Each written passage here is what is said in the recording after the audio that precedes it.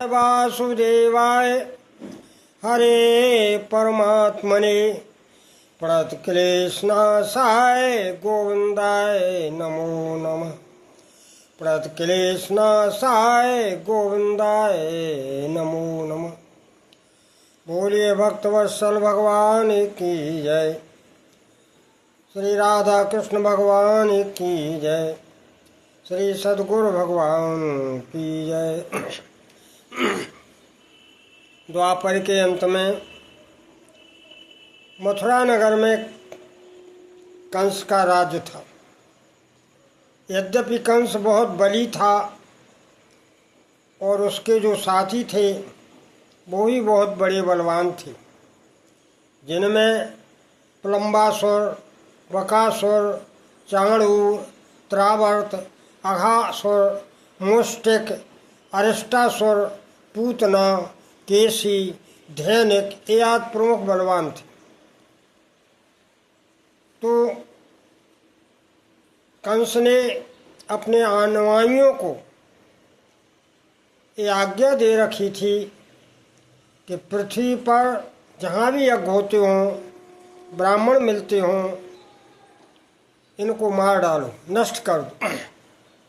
मानस में भी आता है कि जय जय देश धैन्य दुज पावई, गाँव नगर पर आग लगावई। जय विधि होए धर्म निर्मूला, सो सब करहि वेद प्रतिकूला। वरन न जाय नीति घोर निशाचर जे करई, हिंसा पर अति प्रीति तिनके पापन कवन मृत। हिंसा करते थे, आग लगा देते थे, बहुत अत्याचार हो गया, पृथ्वी घबरा गई। लिखा है कि अतिशय देखे धर्म की हानि, परम सभी ते धरा अकुलानी। पृथ्वी घबरा गई। चर और अचर सृष्टि में सभी जो है परेशान थे। उसने इतना अन्याय कर रखा था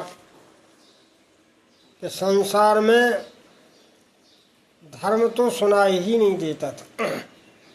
तब पृथ्वी ब्रह्मा जी के पास गई, हाथ जोड़ कर के प्रार्थना की कि भगवान, हम इस अधर्म के भार को सहन करने में समर्थ नहीं है, इसलिए मेरी रक्षा करो। तब भगवान ब्रह्मा ने समझाया, देवी, कुछ समय के बाद में भगवान नारायण, वो अव्यक्त परमात्मा, वो निराकार ब्रह्म मानव रूप में आकर के संसार में धर्म की स्थापना करेंगे, अधर्म का नाश करेंगे, वो तुम्हारे भार को उतारेंगे, इसलिए तुम शांति को धारण करो। पृथ्वी ब्रह्मा जी के इन मधुर और शुभ वचनों को सुनकर बड़ी आनंदित हुई और वो धैर्य को धारण करने। अब चंद्रवंश में वसुदेव जी थे, इनका विवाह कंस ने अपनी चचेरी बहन देवकी से होना निश्चित किया था। जब विवाह हो गया तो अपनी प्यारी बहन को सोने के रथ पर बैठा करके ससुराल भेजने जा रहा था।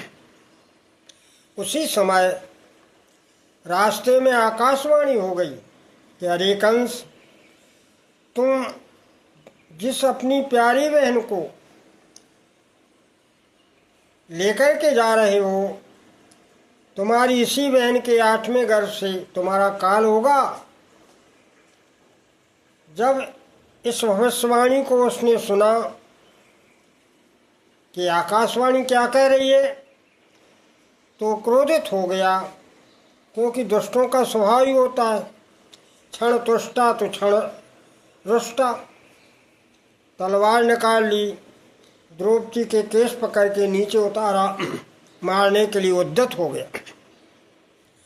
तब वसुदेव जी ने कहा, हे राजा कंस, तुम्हारा प्रताप तो चारों दिशाओं में व्याप्त है, तुम्हारा शौर्य महान है, तुम बड़े तेजवान हो, तुम्हारे बल से चारों दिशाएं कांपती हैं, फिर तुम इस अपने पराक्रम को धूमिल क्यों करना चाहते हो?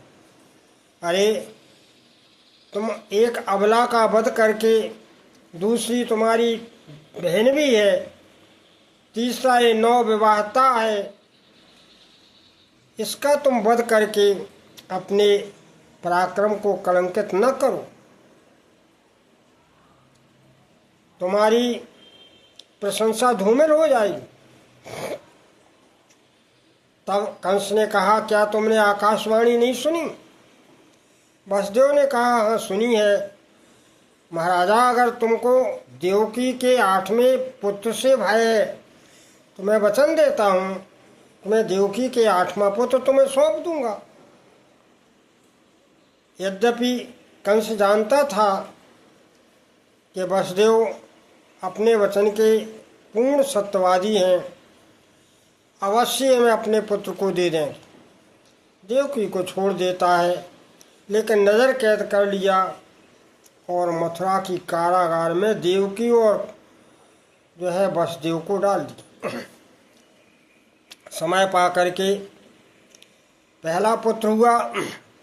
देवकी अपने वचनों के अनुसार कंस के पास लेके पहुँचे। कंस ने उसे छोड़ दिया, हमें तो 8वें से मतलब है।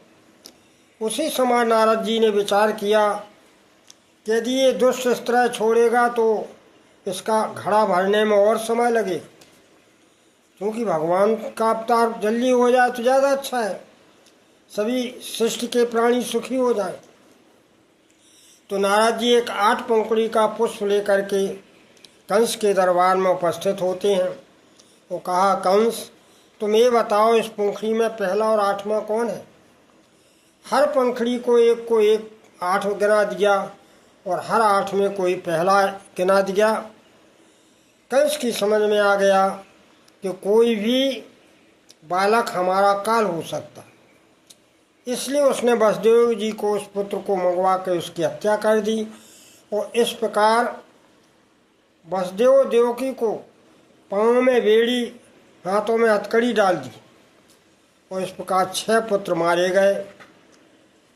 7वें में श्री बलराम जी महाराज आते हैं, तो भगवान की योग माया ने उनको वहाँ से निकालकर रोहिणी के गर्भ में स्थापित किया और अब भगवान 8वें गर्भ में प्रवेश करते हैं। जब भगवान 8वें गर्भ में आते हैं, क्योंकि माता देवकी को आभास हुआ कि हमारा गर्भ है, और भगवान का तो जन्म होता ही नहीं, प्राकट्य होती हैं। तो उसी समय ब्रह्मा जी आए और ब्रह्मा जी ने गर्भ स्तुति भगवान की आराधना की। क्या कहा? बोले, हे भगवान, आप अनंत हैं,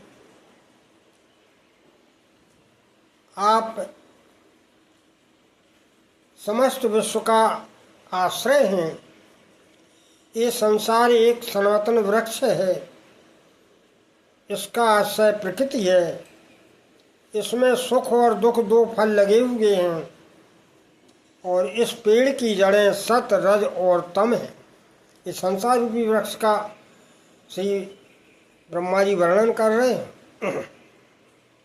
कहते इसमें 4 फल हैं, अर्थ, धर्म, काम और मोक्ष। और इस वृक्ष को जानने के 5 प्रकार हैं। कौन कौन से हैं? बोले, कान, आँख, नाक, जिह्वा और त्वचा, ये 5 प्रकार से इस वृक्ष को जाना जाता है।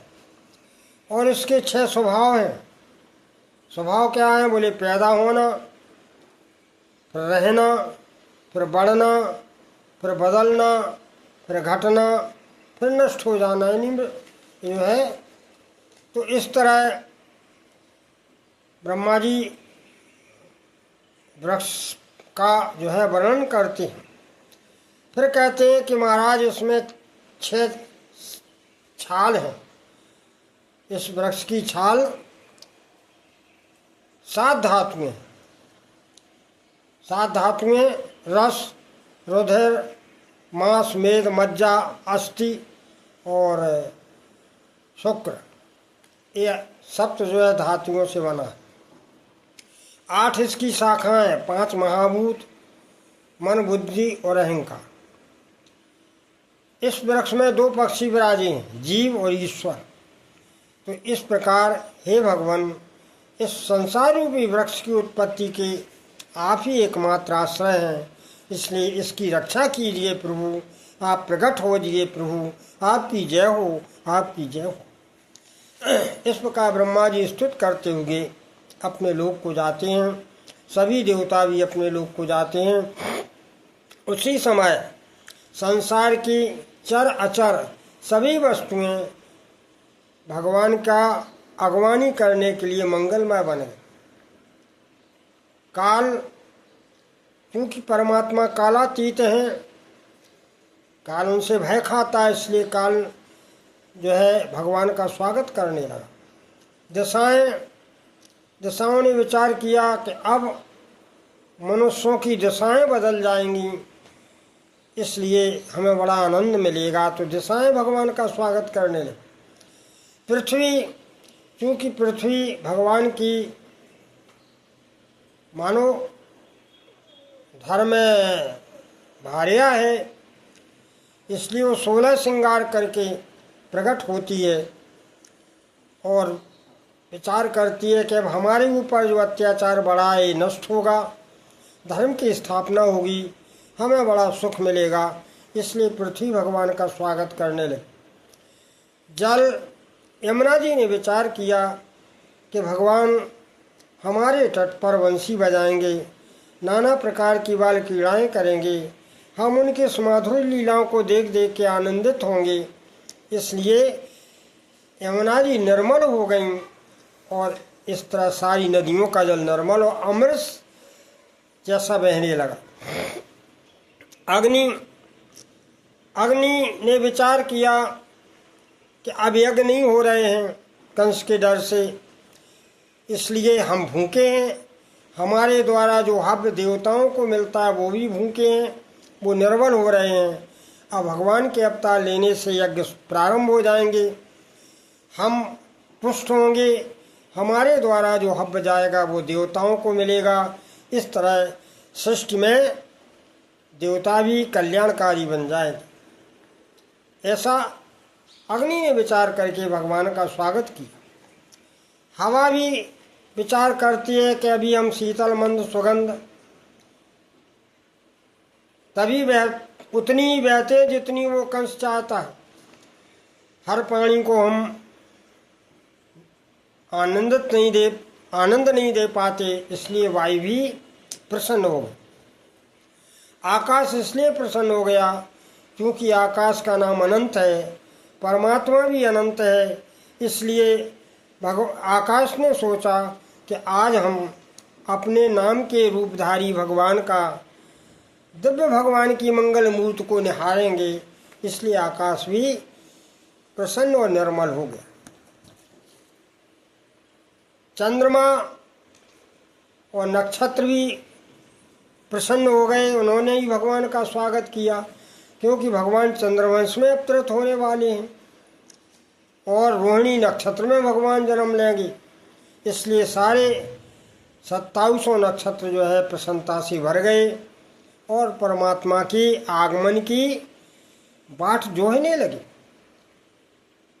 इस तरह भादो माह भी प्रसन्न हो गया, महीना भी प्रसन्न हो गए क्योंकि भादों की अष्टमी को भगवान जन्म लेंगे। जो अघोर रूप है अर्थात अज्ञान रूपी अंधकार में दिव्य प्रकाश आएगा, उससे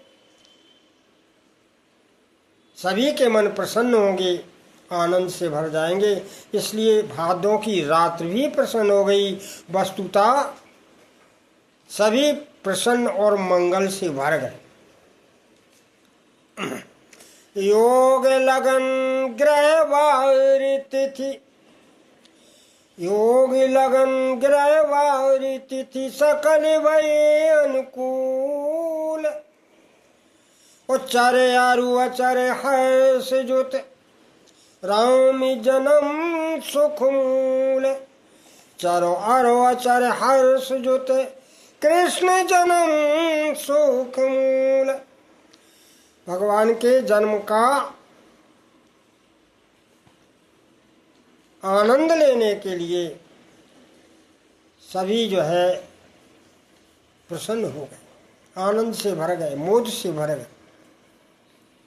अब भगवान का प्राकट्य होता है।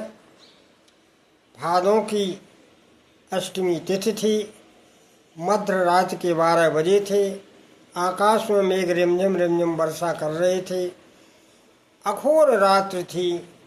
ऐसे रात्रि के अंधकार में कंस के मथुरा के कारागार में वसुदेव देवकी के सामने भगवान का चतुर्भुज रूप प्रकट हो गया।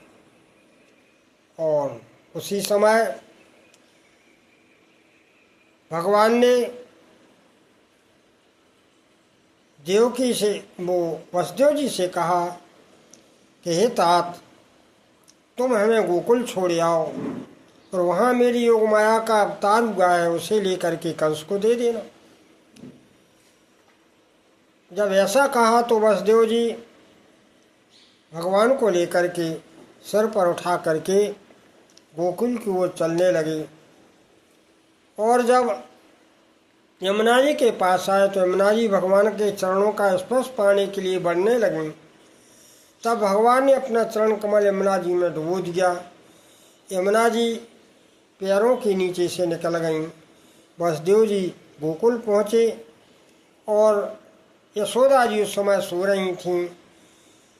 उनकी लाडली कन्या को उठा करके अपना पुत्र वहाँ लिटा दिया और उस कन्या को लेकर के कंस को आके दे दी। जो कारागार में आए तो हाथ में हथकड़ी फल लग गई। कंस ने सोचा कि देवता भी झूठ बोलते हैं, लेकिन फिर विचार किया कि हो सकता है इसका जो विवाह होगा तो आदमी हमारा कारण न बन जाए। इसलिए उसे मारने के लिए जो पछाड़ना चाहा, त्यों ही वे हाथ से सटक गईं, आकाश में अष्टभुजा के रूप में अटक गईं और कहा, रे दुष्ट, मुझे मारने से क्या लाभ, तेरा मारने वाला तो इस ब्रज में पैदा हो चुका है। ऐसा कहते हुए वो महाशक्ति अंतर्ध्यान हो जाती हैं। और इस प्रकार ये भगवान का प्राकट्य है। ये जो योगमाया भगवान की हैं, यही दुर्गा, काली, चामुंडा के रूप में घर घर में पूजित हैं। और क्योंकि भगवान ने ऐसा वरदान दे दिया था। इस तरह संक्षिप्त में ये भगवान के प्राकट्य की कथा है।